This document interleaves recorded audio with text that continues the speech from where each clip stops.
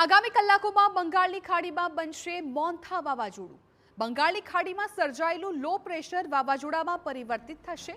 મોન્થા વાવાઝોડાને કારણે આંધ્રપ્રદેશ અને ઓડિશામાં હાઈ એલર્ટ. તમિલનાડુમાં પણ વાવાઝોડાને કારણે તંત્ર એલર્ટ મોડમાં. આગામી 3 દિવસ ભારે વરસાદ પડી શકે છે. ભારે પવન સાથે વરસાદની આગાહી છે. 90 થી 110 કિલોમીટર પ્રતિ કલાકની ઝડપે પવન ફૂંકાવાની શક્યતા છે.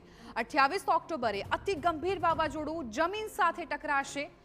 મછલીપટ્ટનમ અને કલિંગાપટ્ટનમ વચ્ચે કાકીનાડામાં વાવાઝોડું લેન્ડફોલ કરશે.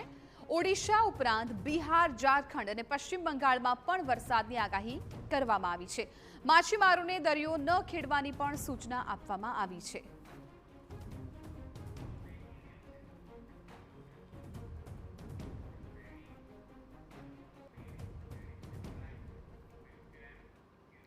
હવે આવો સમજીએ કે આ વાવાઝોડું ક્યારે અને ક્યાં ત્રાટકવાનું છે.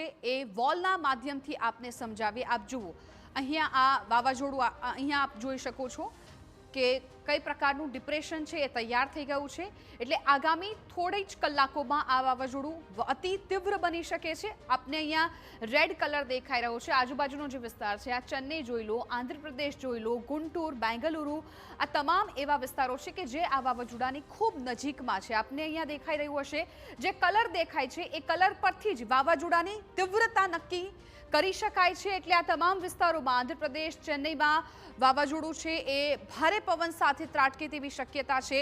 આગામી થોડીક કલાકો આ રાજ્યો માટે ખૂબ ભારે રહેવાના છે. અને અત્યારે પણ સાઉથમાં જે પ્રકારે વરસાદની તીવ્રતા જોવા મળી રહી છે, ત્યાં પણ કમોસમી વરસાદનો કહેર વર્તાઈ રહ્યો છે. અને એ વચ્ચે હવે આ વાવાઝોડાની ભીતિ છે એ સતાવી રહી છે. ત્યારબાદ આપ જુઓ કે ધીમે ધીમે આ વાવાઝોડું છે એ આગળ વધતું પણ જોવા મળી રહ્યું છે. એટલે ખાસ તો ઓડિશાના અસરગ્રસ્ત જિલ્લાઓમાં તંત્ર દ્વારા અત્યારે તૈયારીઓ કરી લેવામાં આવી છે.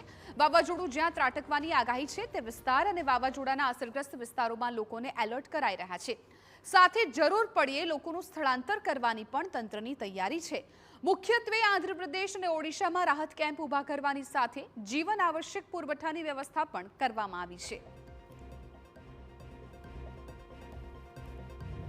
साइक्लोन अपकमिंग साइक्लोन जो है उसको लेके सदर्न पार्ट में जितना आईएमडी का प्रेडिक्शन है सदर्न साइड में उसका लैंडफॉल रहेगा, बट उसके बाद भी बालेश्वर में काफ़ी बारिश रहने का संभावना आईएमडी ने प्रेडिक्ट किया है। 27 तारीख से लेके 29 तारीख तक येलो ऑरेंज अलर्ट है और 30 तारीख के लिए ऑरेंज अलर्ट है। तो उसको लेके सारी प्रिपरेशन एडमिनिस्ट्रेशन की तरफ से चल रही है। अगर बहुत ज़्यादा बारिश हो तो उस सारे सिचुएशन में हमारे जो एसआरसी बोट है, ओड्राफ्ट टीम है, उसको रेडी करा जा रहा है।